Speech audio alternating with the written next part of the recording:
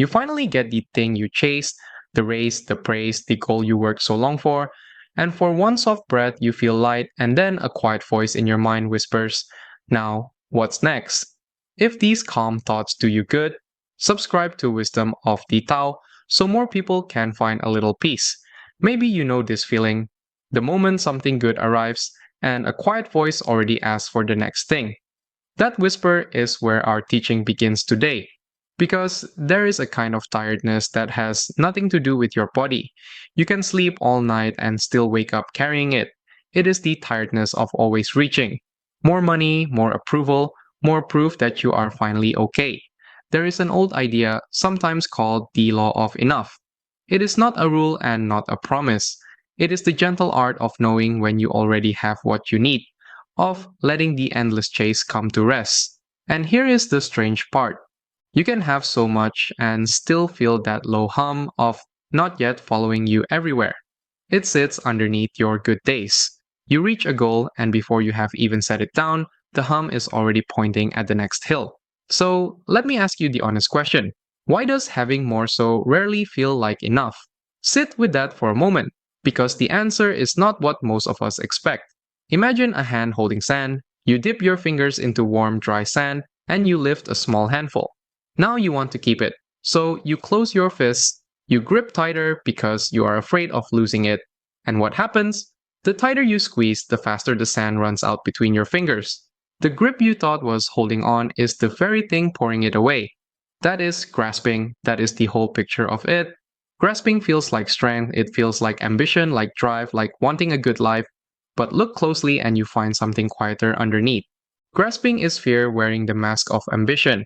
It is the small voice that says, if I ever stop reaching, I will lose everything, I will not be enough. And so you keep the fist close, you keep squeezing, and you wonder why your hands are so tired. Now, I want to be gentle here. This is old wisdom shared simply. It is not a magic law, and it will not fix your life by tomorrow morning. It is an invitation to look, nothing more. Take what serves you and leave the rest. But notice what the sand is telling us. If gripping tighter only makes it run out faster, then forcing is not the way to hold on to anything. Which means somewhere there must be another way. Something that arrives without forcing at all. And for that, the old teachers did not point to a stronger hand, they pointed to something soft, something patient, something that never grips. They pointed to water. Water, not a stronger hand but water. The old Taoist teacher. A river does not fight the stone. It does not force its way forward. It meets what is, flows around and still arrives at the sea. Watch a river for a moment. It comes to a large mossy stone in its path. It does not push. It does not shout. It simply bends, slips around the edges and keeps moving. This is what the old teachers called Wu Wei, not forcing your life, arriving by yielding. And here is the strange thing. The river never seems in a hurry, yet it reaches the sea every single time. Now, picture the other figure. A man hurrying through a crowded street, shoulders tense, jaw tight. He is chasing something, the next race, the next win, the next bit of proof that he is finally okay. He pushes against every stone in his way, and by evening he is worn out. Not from the walking, but from the pushing. He arrives nowhere. Two ways of moving through a life.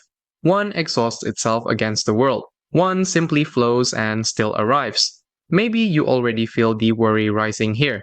Because if you are honest, part of you is asking a hard question. If I stop chasing, do I lose everything?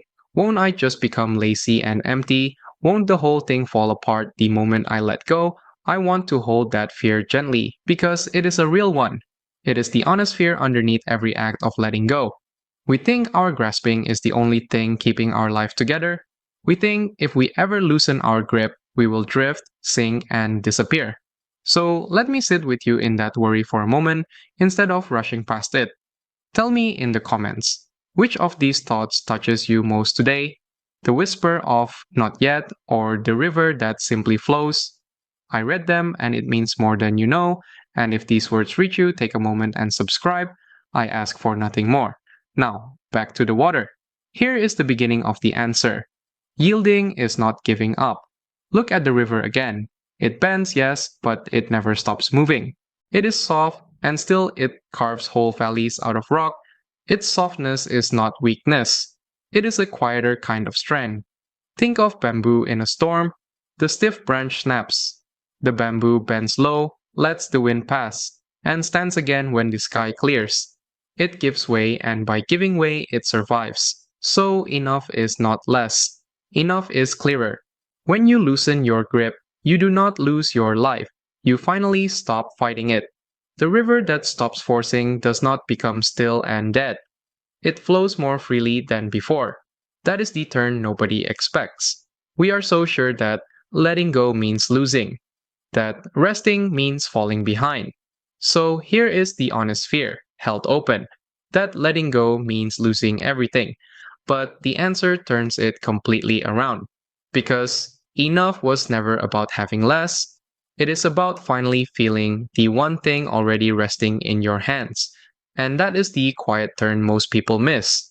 When you stop reaching for the next thing, you do not lose the world. You finally notice it. Enough is not emptier, it is clearer. Think about it. All that reaching was a fog. It kept your eyes on the horizon, always one step ahead, always somewhere you were not. And so you missed the warm cup of tea already in your hands. You missed the ordinary evening, the lamp in the window, the quiet in the room. Those things were there the whole time. You were just too busy chasing to feel them. So let me offer you something small.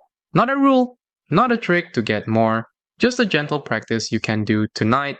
Once a day, pause, name one thing that is already yours. Only one. The breath moving in and out, the roof over you, a person who stayed, the tea still warm. You do not have to feel grateful on command, you only have to notice that is all. Notice one thing that is already here, and something soft happens when you do. That low hum of not yet begins to quiet. One named thing at a time, the mind stops running ahead. Not yet becomes enough.